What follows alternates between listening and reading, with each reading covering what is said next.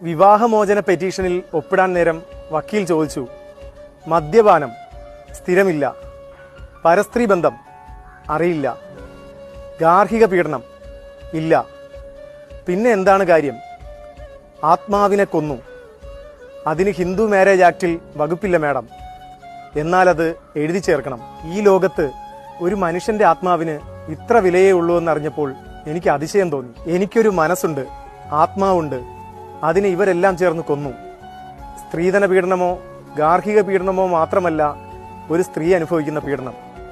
സ്നേഹം ലഭിക്കാതെ, പരിഗണന ലഭിക്കാതെ, എന്തിന് ഒരു പുഞ്ചിരി പോലും ലഭിക്കാതെ എൻ്റെ ആത്മാവ് കൊല്ലപ്പെട്ടു. ആത്മാവിനെ കൊല്ലാൻ വളരെ എളുപ്പമാണ്. നിലവിളിക്കില്ല, രക്തം പൊടിയില്ല, പോലീസ് കേസെടുക്കില്ല, കോടതി വ്യവഹാരങ്ങളില്ല, മാധ്യമ വിചാരണയില്ല. ആ കൊലയ്ക്ക് അവഗണന തന്നെ ധാരാളം, മൗനം തന്നെ ധാരാളം.